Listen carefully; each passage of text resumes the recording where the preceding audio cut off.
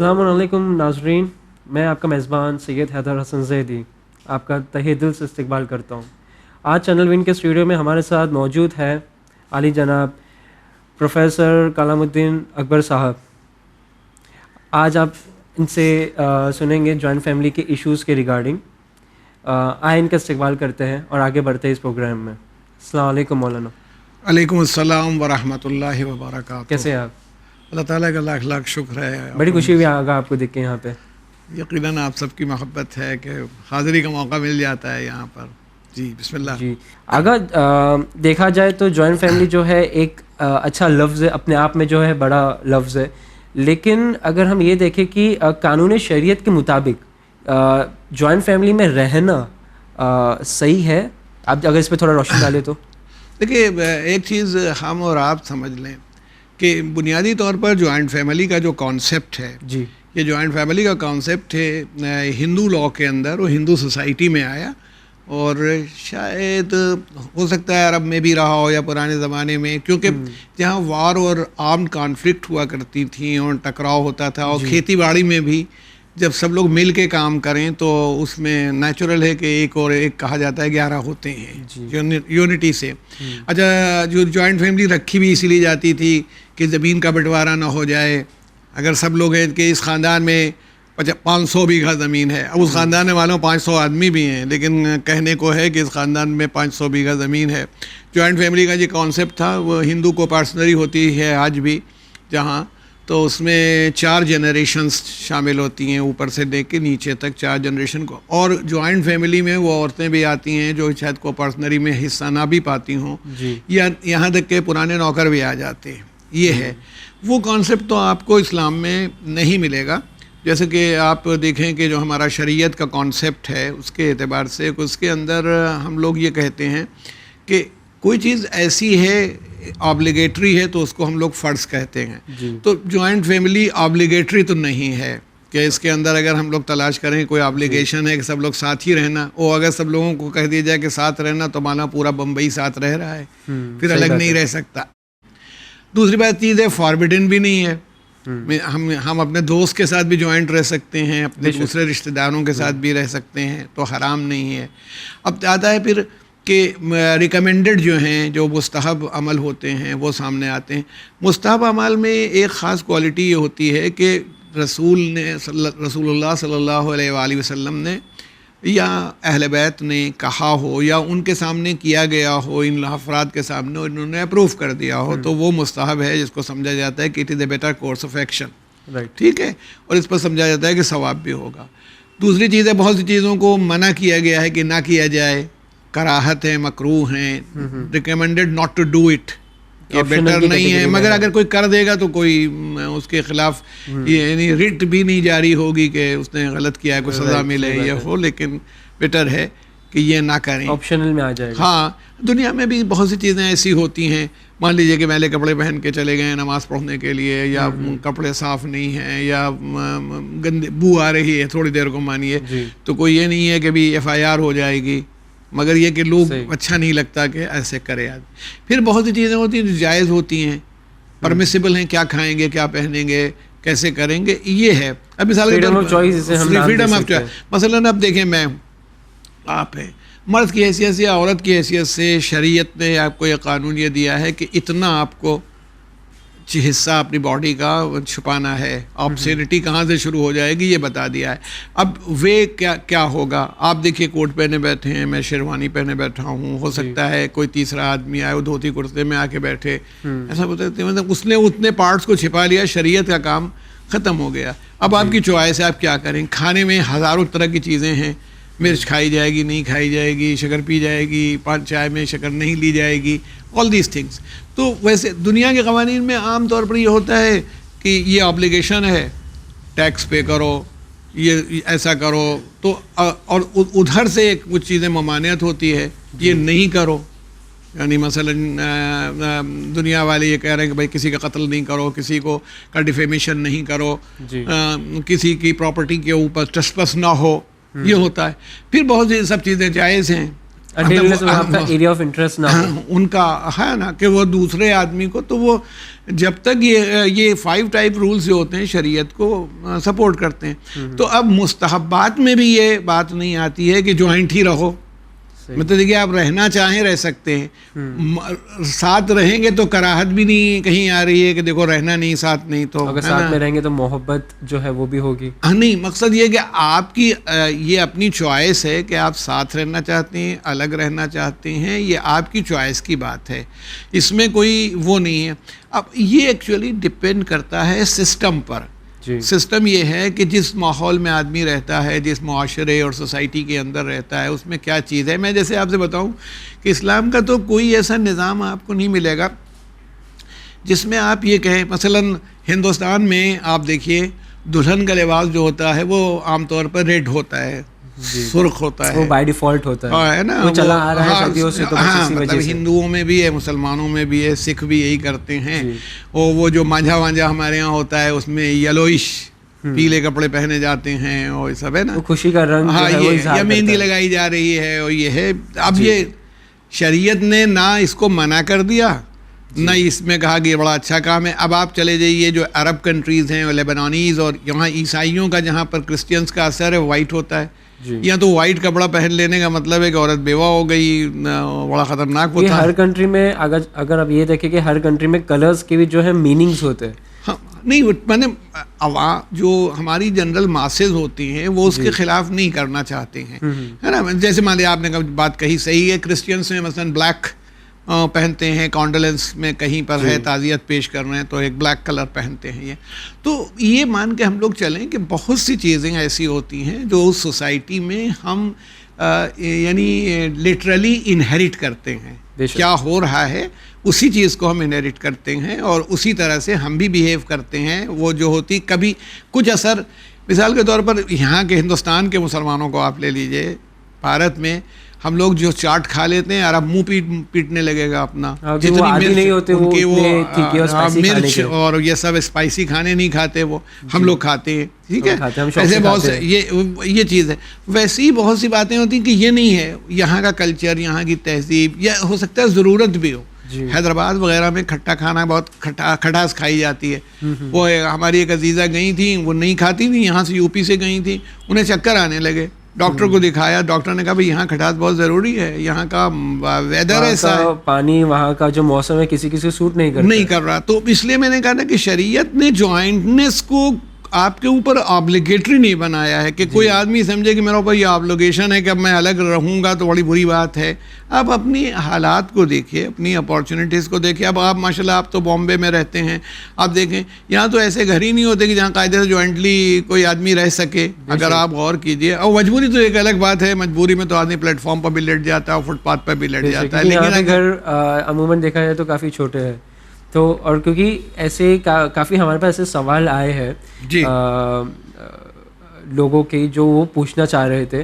ٹھیک ہے، تو دیکھیے جوائنٹ فیملی میں رہنے میں کوئی اتنا وہ ایشو نہیں ہے، بٹ رہنے میں اگر آپ دیکھیں گے تو کیا خرابی آپ کے حساب سے ہو سکتی ہے جوائنٹ فیملی میں؟ دیکھیے جوائنٹ ہندو فیملی میرا سبجیکٹ رہا ہے، ہندو لا میرا سبجیکٹ ہے، میں پڑھاتا بھی ہوں.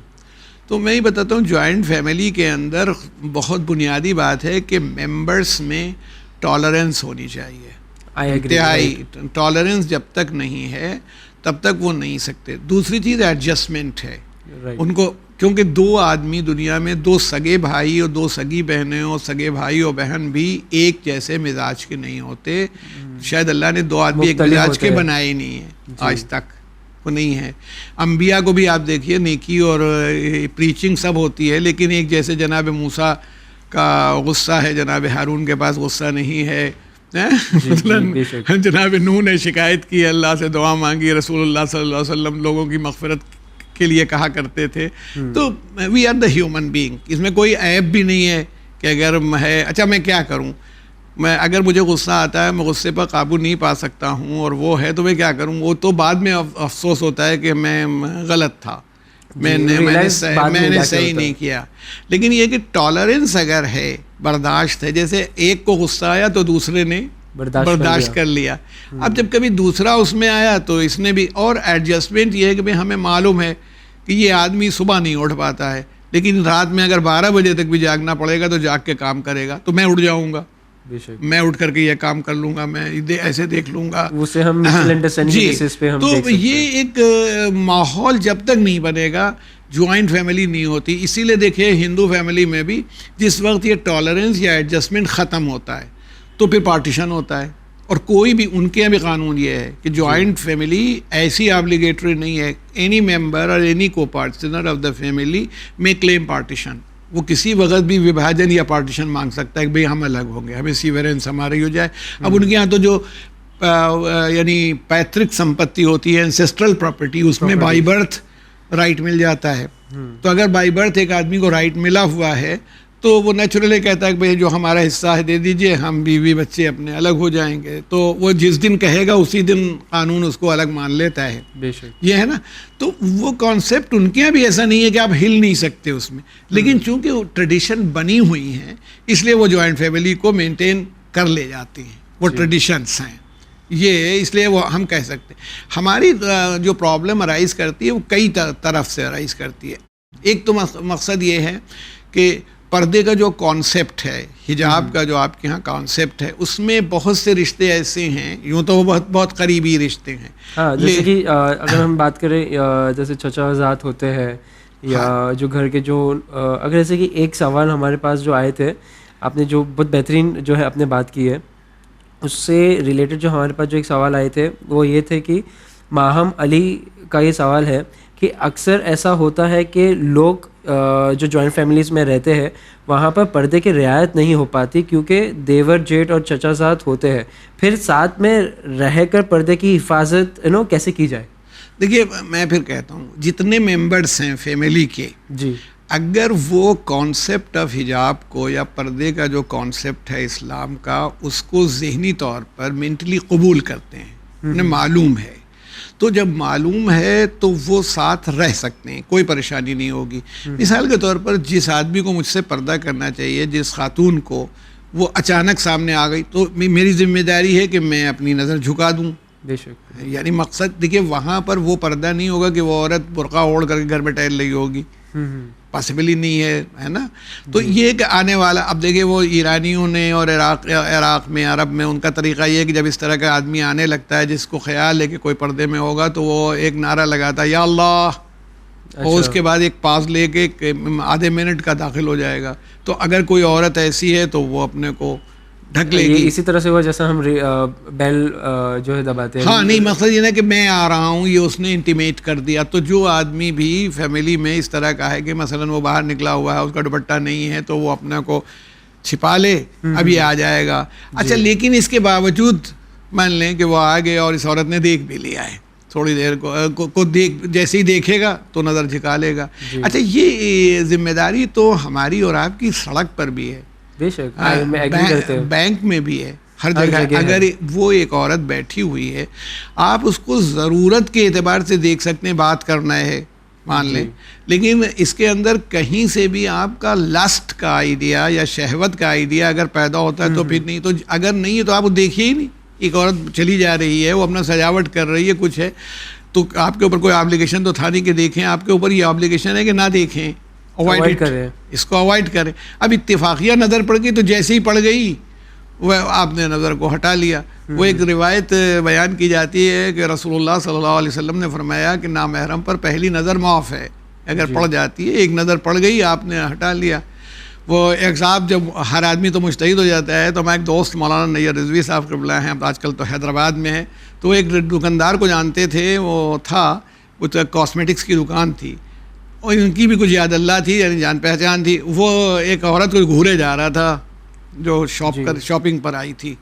تو خیر وہ جب چلی, اس کے سامنے انہوں نے خیال کیا کہ اس کی بے عزتی نہ ہو, چلا گیا. تو کہا بھائی تم نماز بھی پڑھتے ہو, یہ بھی کرتے ہو, یہ کیا کر رہے ہو؟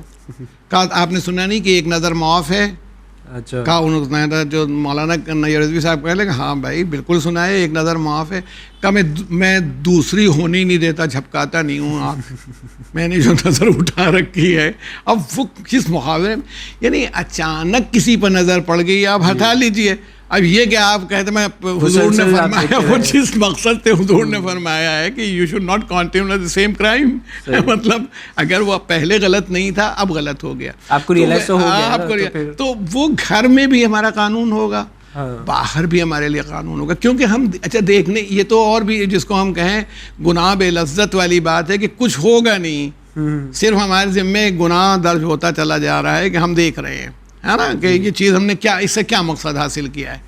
تو کیا یہ بتائیے کہ ایک آدمی اگر مٹھائی کی دکان کے باہر کھڑا ہو جائے خالی رسگلہ دیکھتا رہے اور برفی دیکھ رہا ہے پیڑا دیکھ رہا ہے تو اس سے اس کی زبان میں ذائقہ تو نہیں آئے گا، ذائقہ تو نہیں آئے گا، تو پھر فائدہ کیا ہے کہ ندیدوں کی طرح کھڑا ہوا وہاں کھڑے. تو اس لیے شریعت نے یہ حکم دیا کہ بھئی اس کے قریب ہی نہ جاؤ، کیونکہ دیکھیے کہا ہے، میں نہیں، مجھے انٹرپریٹیشن کا حق نہیں ہے، لا تقربوا وہ زنا یا بدکاری جو فورنیکیشن ہے اس کے قریب نہ جاؤ. تو قریب کیسے جائیں گے؟ قریب جائیں گے کہ اس کی جتنے بھی اسٹیپس ہیں ان سے ہی پہلے ہی بچو، سوچو نہیں اس کے بارے میں، دیکھو نہیں اس طرح سے، یہ تمام چیزیں تو آپ کنٹرول ہو سکتے ہیں، یہ میں کہہ رہا ہوں. تو وہ گھر میں بھی یہ ہو سکتا ہے، ایسا نہیں ہے. اگر وہ سب لوگ اس مزاج کے ہوں، یعنی جوائنٹنس میں سب لوگوں کا مزاج اس طرح کا ہو کہ وہ ایک دوسرے کا لحاظ کرتے ہیں، ان کے ریچولز کا بھی لحاظ کرتے ہیں، ان کی وہ ویلوز کا بھی، ان کے خیال کا بھی. اور ہمارے ہندو بھائیوں میں بھی یہ ہے، وہ جوائنٹ فیملی میں رہتے ہیں، ان کے یہاں بھابھی جو ہوتی ہے وہ پروہیبٹڈ ڈگری آف ریلیشن شپ میں ہوتی ہے، چچی ممانی، یہ پروہیبٹڈ ڈگری، یعنی ان سے کبھی شادی نہیں ہو سکتی. چچا مر جائیں تب بھی کوئی اپنی چچی سے شادی نہیں کر سکتا، بھائی مر گیا طلاق دے دی تب بھی ہندو لاء کے حساب سے شادی نہیں کر سکتے.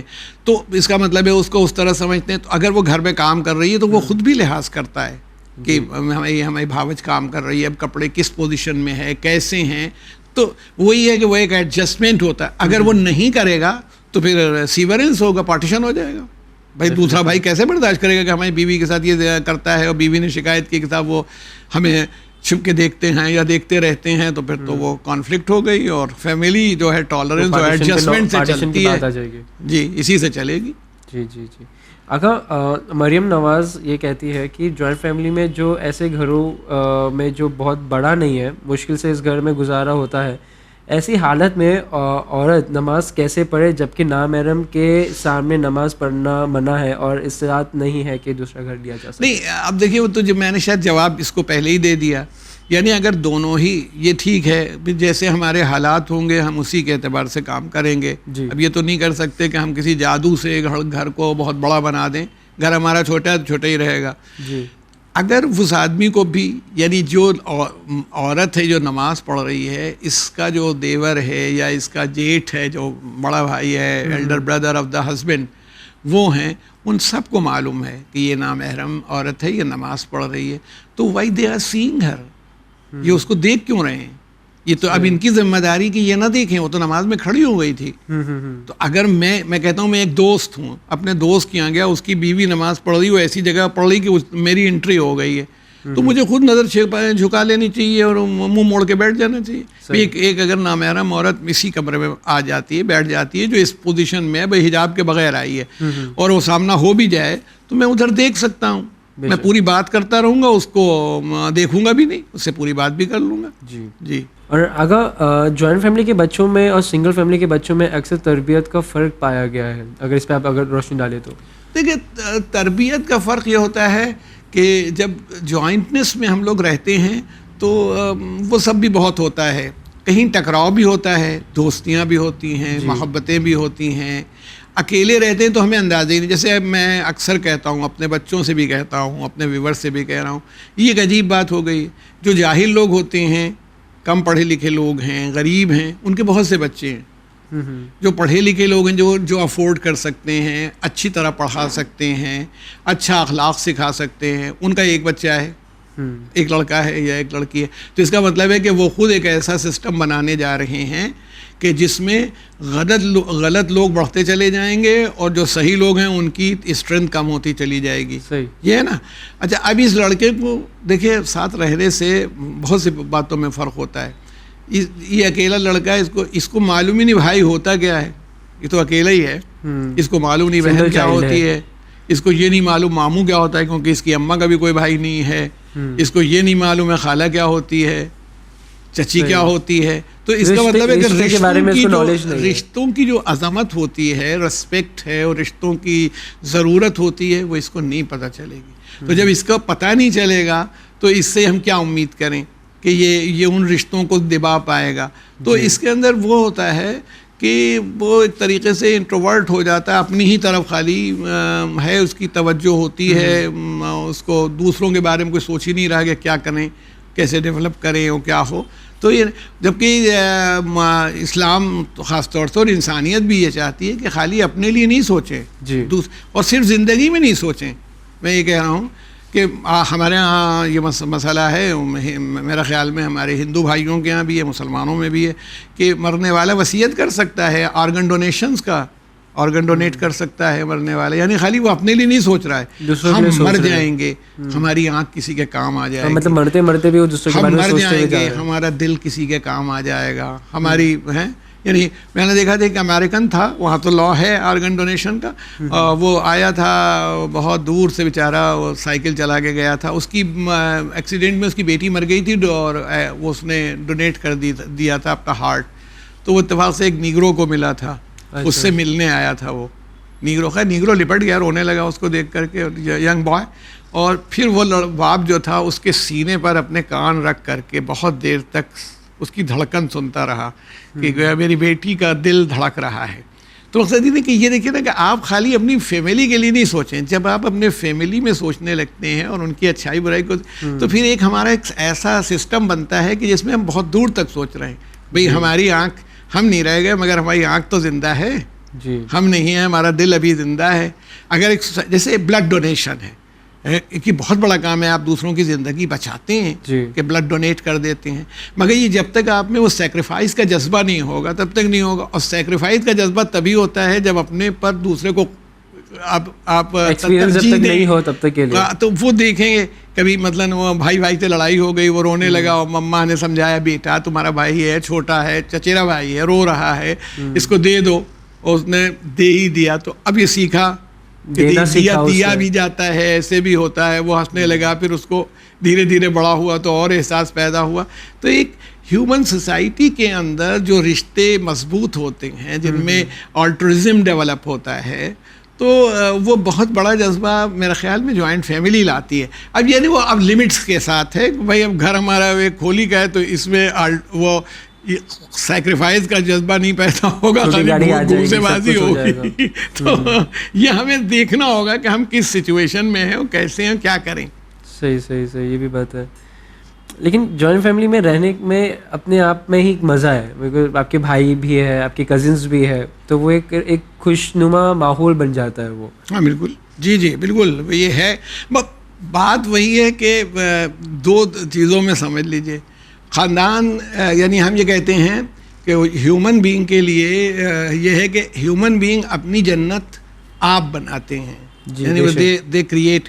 اس میں مجھے اکثر میں ذکر کرتا ہوں ایک خواب کا، شاید کسی پروگرام میں یہاں بھی کہہ چکا ہوں گا کہ ایک صاحب مرے، انہوں نے خواب دیکھا، کوئی تھے وہ پہنچے تو انہوں نے یہ دیکھا، پہلے وہ جہنم میں لے جائے گئے کہ یہ جہنم ہے، دیکھا نہ کہیں آگ ہے نہ کچھ ہے، جہنم ہے، اور لوگ بیٹھے ہوئے ہیں، ان کے ہاتھ جو ہیں وہ کھلے یہاں سے باندھ دیے گئے ہیں، کوہنی سے یعنی مڑ نہیں سکتے، اور کرسیوں سے بند ہیں، اور سامنے ایک ہر طرح کی مٹھائیاں، کھانے، عمدہ چیزیں لگی ہوئی، کھا نہیں سکتے. تو وہ جب اٹھاتے ہیں اور ادھر لے جاتے ہیں تو ادھر گرتا ہے، ادھر گرتا ہے، ادھر گرتا ہے.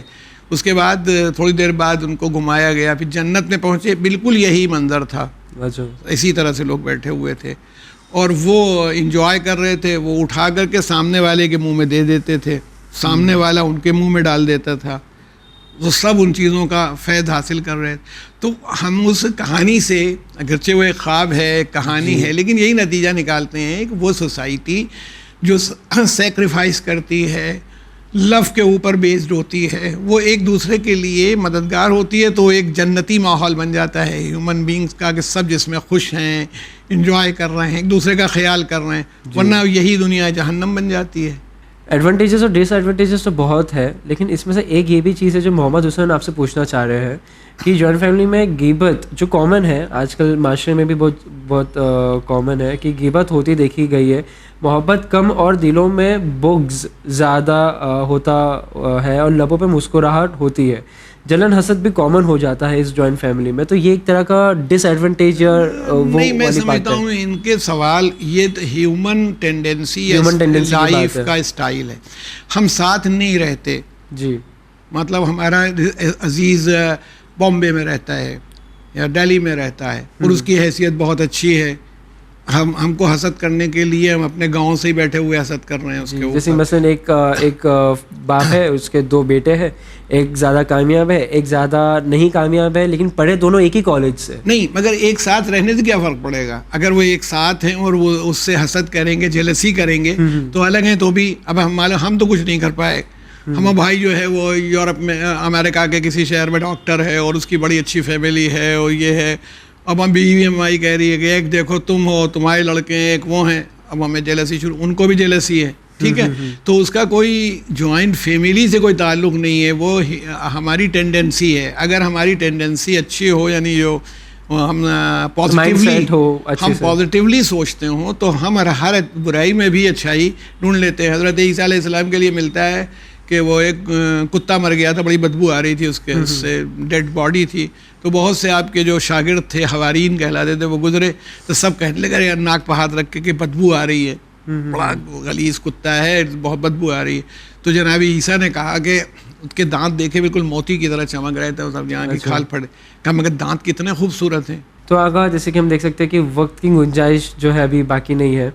تو ابھی ناظرین کے ساتھ ہم نے جتنا بھی وقت ہمیں آپ کے ساتھ جو ہے گزارا ہے, ہمیں کافی جو ہے سوالوں کے جواب جو ہے ہمیں ملے ہیں, اور امید کرتے ہیں کہ اگلے ایپیسوڈ میں بھی ہم جو ہے اسی طرح کے جو ہے ٹاپک پہ جو ہے ہم بات کریں گے. اوکے, اور ناظرین آپ اگر اپنا چاہیں تو اپنا فیڈ بیک جو ہے ہمیں بھیج سکتے ہیں winislam@gmail.com پہ. دیکھتے رہیے چینل وین. خدا حافظ.